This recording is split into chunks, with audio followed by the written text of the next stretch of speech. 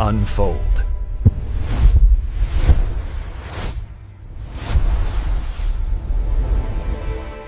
Welcome to the Deep Dive. Today we're taking a look at a stack of sources that really pull back the curtain on one of the most famous and, I think, most profoundly misunderstood survival stories in history. We're talking about the 1972 Andes flight disaster, Uruguayan Air Force Flight 571. Right. And it's a story that almost everyone has heard, but usually it gets boiled down to just one thing. The cannibalism. That's what it is. You hear Andes crash, and that's immediately where the mind goes. Exactly. But when you actually immerse yourself in the detailed records, the survivor testimonies, all the forensic accounts we have here, you realize that focusing on that one act, well, you miss the entire point. You miss the architecture of how they actually survived. Absolutely. So our mission today is to move past the sensation and really try to reconstruct the lived experience, what the survivors themselves called forging a collective social organism. The Sociedad La Nieve, the Society of the Snow, it's almost like the community itself became the main character of the story. Yeah, that's a great way to put it. The core thesis that really comes out of this material is that the survival of those 16 people wasn't rugged individualism. It wasn't the strong preying on the weak. No, it was the absolute opposite. It was the triumph of cooperation, built on a foundation of what you could only call radical altruism. They survived because they organized around love and sacrifice, not because they fought each other for the last scrap. So we're going to integrate the aviation forensics, what went wrong in the cockpit, with the just stunning social engineering they pulled off on the ground.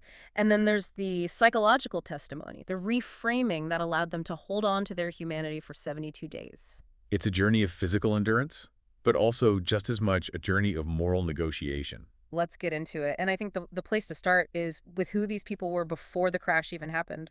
To really understand the outcome, you have to understand the inputs. I mean, these 45 people, they were not hardened survivalists, not by a long shot. They were overwhelmingly young. We're talking about the sons of Montevideo's wealthy upper middle class, mostly students, and the core of the group was from the Old Christians Club rugby team. And that detail, the rugby team, it seems small, but it's maybe the most critical piece of software they brought with them to the mountain. Oh, absolutely. This wasn't just a sports team that got together for games. It was a genuine brotherhood. The whole philosophy of rugby, that scrum mentality, it's baked right in. The team is more important than the individual. Exactly. And that existing structure, that was their first miracle. When total chaos hit, they didn't fragment, which is what usually happens in a disaster. The team captain, Marcelo Perez, he just stepped up. Instantly. He naturally assumed leadership, started organizing the uninjured, doing triage, securing the plane. That ingrained discipline completely bypassed the normal panic response you'd expect. And then there's the second piece of software, which is just as crucial, their devout Catholic faith. They were educated by the Christian brothers.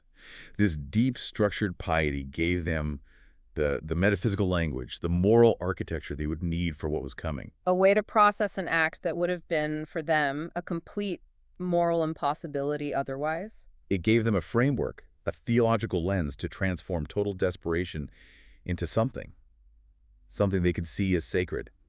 But before we get there, we have to look at the machine that failed them. The aircraft. It was a Fairchild-Hiller FH-2227D. The sources we have on the mechanical side of things, they point to some serious systemic problems with this specific model. They really do. This plane was widely known in aviation circles as the lead sled. The lead sled, that's not encouraging. Not at all. It was notorious for heavy handling, and its engines were, frankly, underpowered for high-altitude performance. Yeah. And when you look at the stats in our sources, it's just staggering. What are we talking about? Out of only 78 of this model ever produced, 23 of them were lost in crashes. 23 out of 78. Yeah. That's nearly a 30% attrition rate. It was an inherently vulnerable aircraft. And they were asking this vulnerable machine to tackle the Andes. I mean, the peaks there, they're routinely over 20,000 feet. Right. And the plane, fully loaded, had a safe operating ceiling of around 22,500 feet. So flying over the mountains wasn't an option. They had to navigate through the passes. In 1972, that navigation, it was pretty primitive compared to today, right? No GPS. Totally primitive. No ground proximity warning system, nothing like that. They were reliant on radio signals, sure, but the main thing was dead reckoning. Can you just break down why dead reckoning was so catastrophic in this specific situation? Sure. With dead reckoning, you're basically calculating your position based on your last known position, your speed, how much time has passed, and this is the critical part, your estimated wind drift. And in the Andes, the wind isn't exactly predictable. It's chaotic. The jet streams are erratic, high velocity. If you miscalculate the headwind, even by a little bit, your actual ground speed slows way down. Your real position is miles and miles behind where your calculations tell you you are. The pilot is essentially flying a calculated fantasy. Which brings us to that fatal flaw, the 𝐏𝐻𝐃 hallucination. They'd had a weather layover in Mendoza, and there was this atmosphere of impatience. They wanted to get to Santiago for their match. There was this subtle pressure on the crew to depart on Friday the 13th, even though they were flying in what's called instrument meteorological conditions. So basically flying blind in the clouds. Completely encased in cloud. And those strong headwinds were the silent killer. The co-pilot, Ligura, was flying. At 3:21 p.m., he correctly radioed that he was over the Planchon Pass. But just 3 minutes later, he made the error. He radioed that they were now over 𝐏𝐻𝐃, Chile. Which, as the analysis shows, was just mathematically impossible. Totally. That distance would have taken at least 11 minutes of flight time. They'd only flown 3. And that's not even accounting for the headwind slowing them down further. So he was suffering from confirmation bias. He wanted to be there. He wanted to be over the safe, flat, central valley of Chile. So he misinterpreted a beacon or misjudged his time and confirmed what he hoped was true. Believing they were safe, he turned north and asked air traffic control for permission to descend. And ATC, having no radar coverage over the mountains, just said yes. They granted permission. The plane started descending, completely blind, right into the heart of the Andes. And the physics of what happened next, it's just brutal. They emerged from the clouds, and Nando Parrado said the mountain face was just right there, in the window, feet away. The co-pilot yanked the controls, full power, but it was too late. The nose cleared the ridge, but the right wing hit the rock. The sources really emphasize the violence of this. Oh, it was instant. The wing just sheared off, folded back, and sliced through the rear fuselage like a giant can opener, cutting the tail section clean off. And that's when the first group of people were lost. Instantly.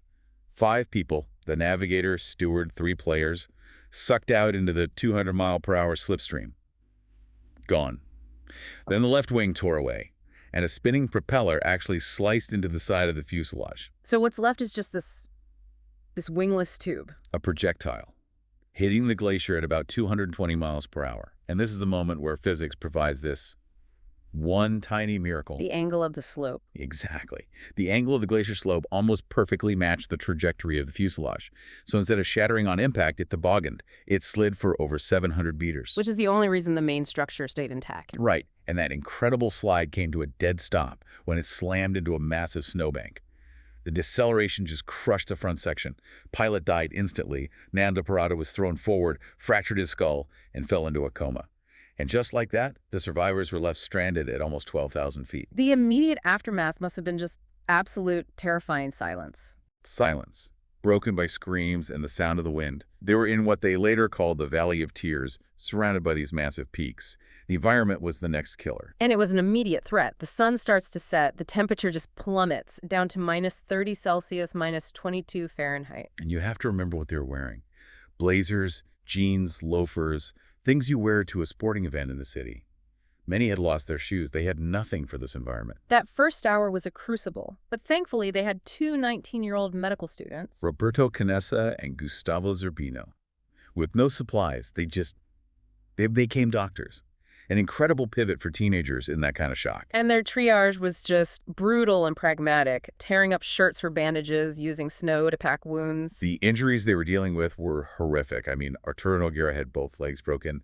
Rafael Echeverren had his calf muscle just torn completely off. The bone was exposed. Not clean breaks. These were catastrophic injuries. Absolutely. And then you have the story of Enrique Platero. It's a testament to the body's resilience. A metal tube had impaled his abdomen. Yeah, when they pulled it out. His intestines spilled out. And Platero, fully conscious, helped Zerbino push his own intestines back into his body before they could find something to stitch the wound. It's just staggering. The sheer will to just stay functional in that kind of trauma. It speaks to that collective duty overriding everything else. And that first night, They needed an architectural solution, fast. The wind was just howling through the back of the plane. So Marcelo Perez, the captain, he organizes the uninjured to build a wall? A makeshift wall, yeah, using seats, suitcases, packed snow. That wall was the only thing standing between them and freezing to death that first night. Even with that, they still lost people. 5 more died overnight. Yeah. Injuries, the cold. The co-pilot, Lagura, was one of them. He spent his last hours just repeating, "We passed 𝐏𝐿𝐴." And tragically, Nando Parrado's best friend, Panchito. For the first 10 days, they were basically running on false hope. Totally. They rationed what little food they had, like 8 chocolate bars between 30 people. They saw planes flying way overhead. They tried to signal with lipstick on the roof. But the white plane on the white snow was perfect camouflage. The search planes saw nothing. And then came the big turning point. The radio. Day 11, October 23rd. They'd gotten a little transistor radio working. Right, with wiring from the plane as an antenna. They're all huddled around, hoping for news of rescue, and instead they hear that the search for their plane has been suspended, called off. That should have been the end. I mean, the despair. It was. But then this amazing thing happens. Gustavo Nikolic, he completely reframes it. He shouts, "Good news, they've called off the search." Which sounds completely insane. Right. But then he says, because it means we have to get out of here on our own. And that one phrase is the pivot point of the whole 72 days. It shifts them from passive waiting to active survival. Exactly. They are now 100% responsible for their own destiny. The clock is ticking.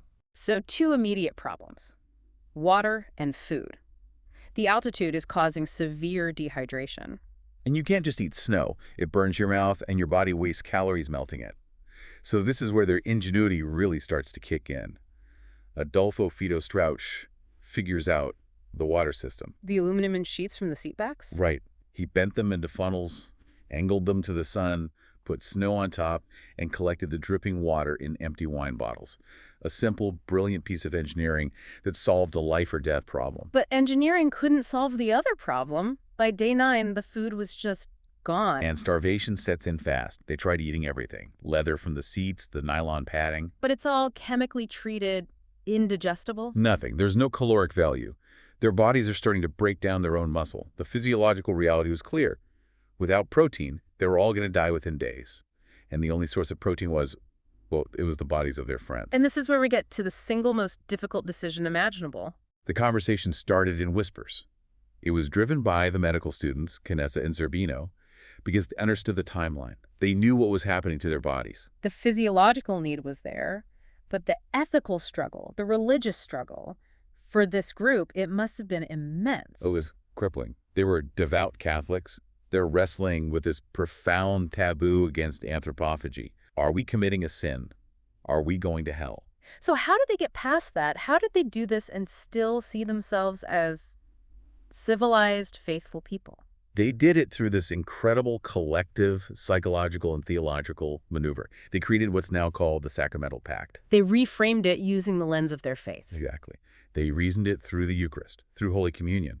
The logic was, well, Christ gave his body and blood for the spiritual life of his followers. It's the ultimate act of sacrifice and love. And in their situation, Their dead friends were, in a sense, offering their bodies for the physical life of the survivors. It transformed the act from something savage into a solemn duty, a final act of communion.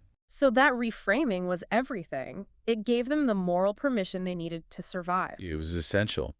It prevented the psychosis, the collapse that would normally follow, breaking a taboo that fundamental. They weren't eating people. They were accepting the sacrifice of their friends. Many of them even made a pact. If I die, you can use my body. Yes, that cemented it as a collective duty. So around day 9 or 10, a small group, 𝐏𝐿𝐴, Fido Strauch, a few others, they used a shard of glass from the cockpit window for the first incision. And the sources are clear, this wasn't easy. Oh, God, no. They had to force themselves. They ate it raw, frozen, tasteless. They used snow to numb the gag reflex. And at first they kept the specifics from the others, just letting the reality of necessity sink in. But this decision, it bound them together. It made them the collective organism. There was no moral high ground anymore. They were all in it together, bound by this agonizing secret and this shared sacrifice. So just as they reach this fragile stability, they have water, they have a source of protein, nature hits them again. A second catastrophe. Day 17, the night of October 29th. A massive avalanche. It was silent. Completely silent. A huge slab of snow just slid down, smashed through their makeshift wall, and instantly filled the entire fuselage. Those who were awake just heard a whoosh and then burial. And the cost was just devastating. 8 people suffocated instantly, and it took out key figures. It took Marcelo Perez, the original captain, which created this leadership vacuum. It also took Liliana Methel, the last woman survivor. She'd been a kind of mother figure. And Gustavo Nikolic, the optimist who had rallied them after the radio news. Just gone. And the remaining 19 survivors are now trapped, buried alive. 3 days in the dark, freezing tomb. The air is running out. The psychological strain of being trapped with the bodies of your friends who just died next to you. It's unimaginable. But again, innovation. Nando Parrado, who's now fully recovered, he finds a way. Yeah, he shows this incredible drive. He takes a metal pole and just starts poking it up through the compressed snow above the cockpit over and over until he creates a tiny air vent. It saved them from suffocating. And in those 3 days, trapped in there, the final taboo is shattered. There's no choice. They're freezing. They have no food reserves. They were forced to eat the bodies of the friends who had just died right next to them in the avalanche. Any remaining social inhibition was just gone. So when they finally dig themselves out, the whole social order has changed. Completely. The group of 19 that emerges, this is the true Sociedad de la Nieve. And leadership evolves into this highly efficient, merit-based system. The triumvirate. The 3 cousins. The Strauch cousins, yeah. Vito and Eduardo Strauch and Daniel Fernandez, they became the quiet executives. They managed the rations, they assigned tasks, they kept order. And the division of labor was strict, but it was all for the good of the group. It was benevolent, which is so rare. Every single role was vital for the collective to function. You had the cutters. The Strauch cousins, who took on that horrible, psychologically taxing job of harvesting the meat. And they did it out of sight, to shield the rest of the group from that daily trauma. They distribute rations using codes, maintaining a necessary detachment. Then you had the expeditionaries, the walkers. Parrado, 𝐏𝐻𝐃, Vizintin, and at first, 𝐏𝐻𝐃𝐂𝐀𝐒𝐓. They were the group's insurance policy. They got the biggest rations, the warmest clothes. Their only job was to get strong enough to walk out. And everyone else was a worker, handling the domestic duties. Melting water, maintaining the wall, and this is key sanitation. They were obsessive about hygiene, constantly scrubbing the fuselage to prevent infection. That discipline saved lives. Their ingenuity just kept going. The snow blindness was a huge problem. Agonizing photokeratitis. So they made sunglasses. They cut the dark plastic sun visors from the cockpit and sewed them onto bra straps or wire frames. But the masterpiece, the thing that made the final escape even possible, was the sleeping bag. Absolutely. The 3-man sleeping bag. They knew sleeping outside of those temperatures was a death sentence. So they came up with this idea to trap their combined body heat. Right. Led by Carlitos Paez, who knew a bit about sewing, they painstakingly ripped the quilted insulation from the plane's tail section, which was buried somewhere else in the snow. And they stitched it together with copper wire from the electrical systems. A huge insulated cocoon. It created this microenvironment that was just warm enough for 3 men to survive a night outside the fuselage. It turned an impossible goal into a merely agonizing one. As they get to December, the clock is really ticking. 60 days of starvation, freezing temperatures. The physical toll is becoming insurmountable. And this brings us to 𝐏𝐻𝐃𝐂𝐀𝐒. He was one of the strongest, one of the original expeditionaries. He was kind of the moral center of the group. But he struggled with the pact. He struggled intensely.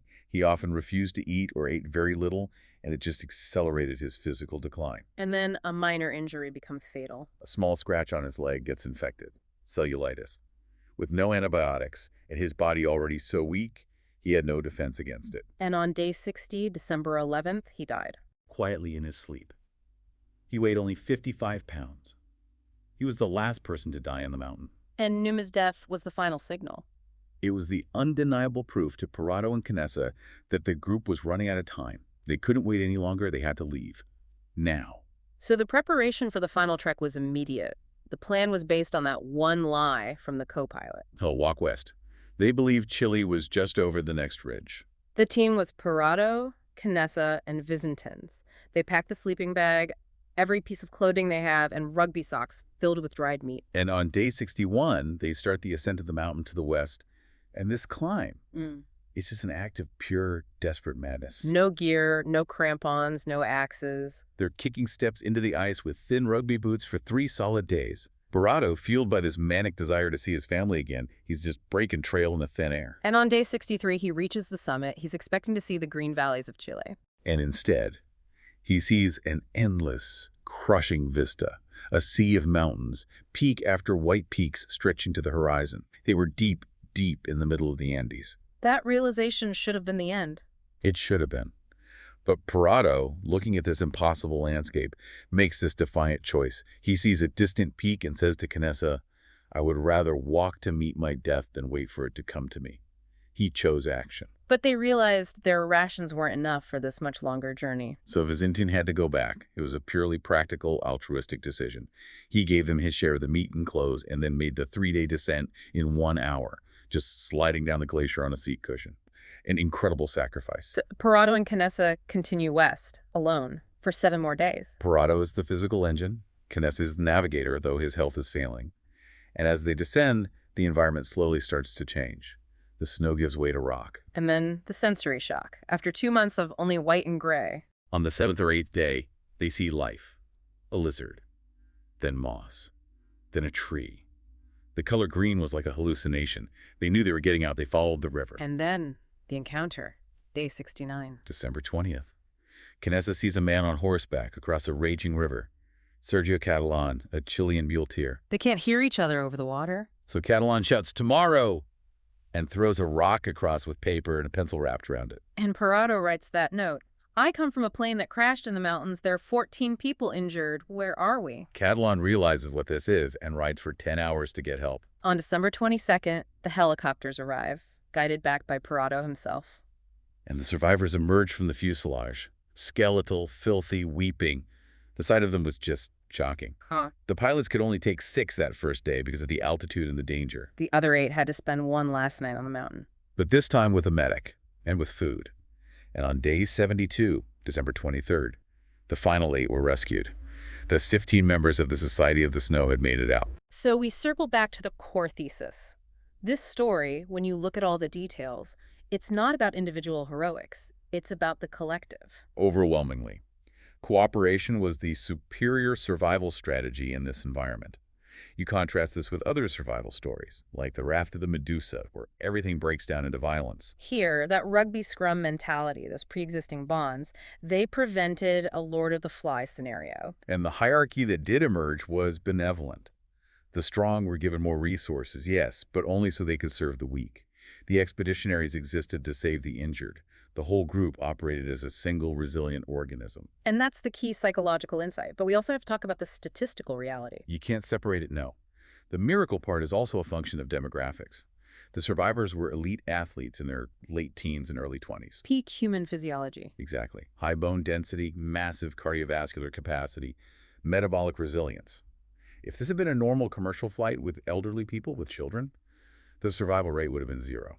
It was extraordinary human physiology pushed to its absolute limit and sustained just long enough by that collective action. And finally, you have the role of ritual.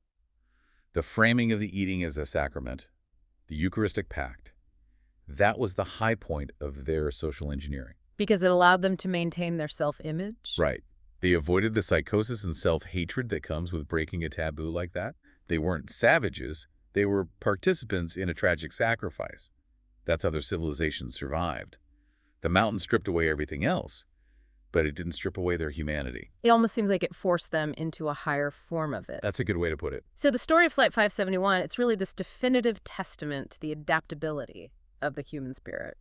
When stripped of everything, they didn't revert to beasts. They ascended to a higher form of brotherhood. They came back not just as survivors, but as messengers.